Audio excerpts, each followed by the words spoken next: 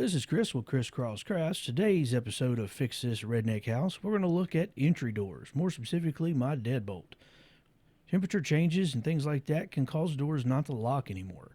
Well, that's a problem if you want to, keep your stuff secure. So today, that's what we're going to look at. Let's get right into it.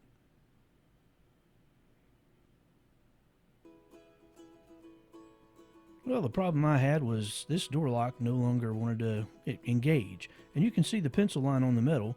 That was the line I originally used when I installed this deadbolt back 3 years ago. Well, there's a couple ways you can look. With the door partially shut, you can see gaps along the doorway.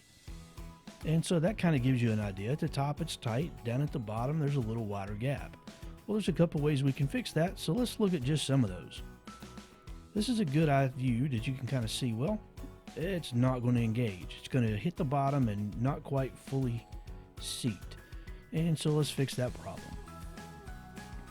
Option 1, we can shim a hinge. Well, this is an okay option. I don't normally like doing this method, but it does work in some cases. And you can pick the hinge that needs to be shimmed out and shim it, and that'll fix it. Or in some cases, you can just loosen the screws on all three and raise it up. But in this case, I know this thing's probably going to have problems again, so I'm just going to fix the hole, and that way I don't have to keep moving the hinges every time weather changes. Option 2, chisel the excess. Anytime I can get out a hammer and chisel, as a woodworker, that makes me happy. So that's what we're going to do here. Just going to test to see if this fits. I think it will, so I wanted to just chisel out right along the edge where that strike plate was. And I'm thinking that's going to be sufficient, but there's only one way to try. Give it a whirl and see if it works. So that's what I did. Took the old chisel and I used the opening in the strike plate as a means of, kind of telling where I needed to chisel to. And that'll tell me at least whether I'm close or not. So let's just give it a quick test fit now that that's clean. Come on, hit the lock. Look at that. Perfect. All right, we're done. Y'all have a great day. Oh, wait, I did promise you more options, didn't I? Well, let's just make sure that wasn't a fluke. Test it one more time. And look at that. So we're solid. However, option 3, we could drill the excess.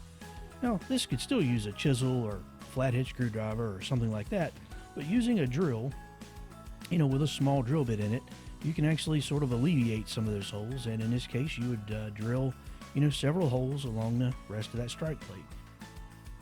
And once you're done with that, feel free to use a chisel, flathead screwdriver, whatever you got to knock out the rest of the stuff. Anyway, that should fix the problem there if you go that route. And the final option, it's just move the strike plate altogether.